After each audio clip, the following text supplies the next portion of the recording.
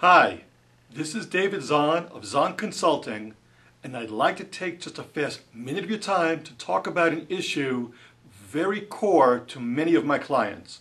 And that is, how do you go about choosing the right consultant or the right expert to help you on a particular project? One of the things you'd look for is experience. Now, experience can be had in two different ways. One is a functional expertise.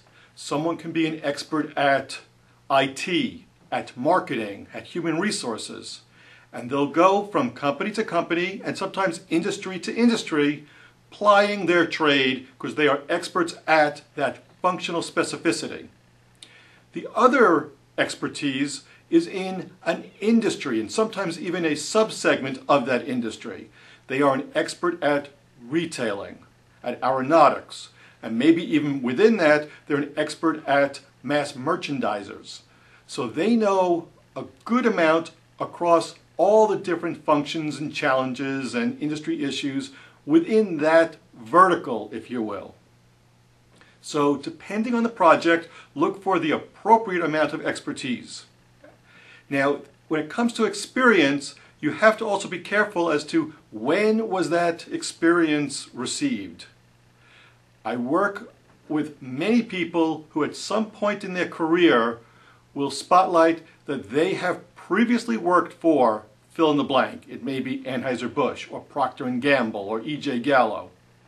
And because those companies have a halo effect of having such good reputation in the industries in which they compete, it is sometimes assumed that the people who may have worked for them previously have the latest and greatest of the innovation and thought within that company.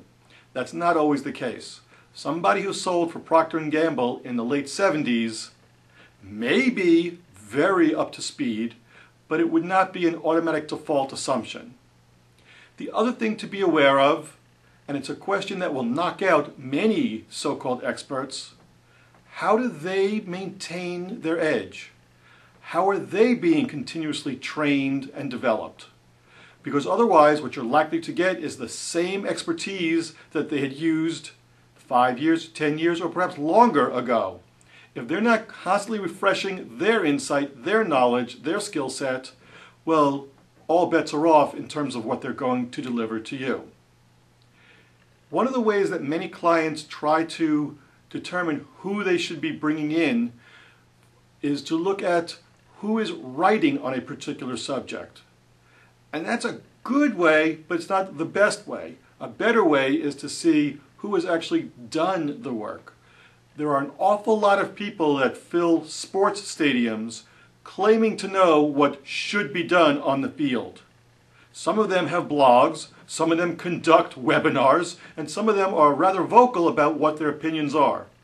Just because someone has a platform does not necessarily mean that they are in fact an expert or the right expert. For instance, you're watching this video. I have written 2 books. I maintain a blog in 4 daily newspapers. In and of itself, though, those are not reasons to hire me. The reasons to hire the consultant is because they have something of value to offer to you.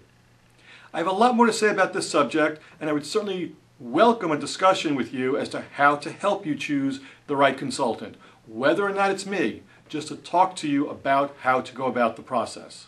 Look forward to talking to you.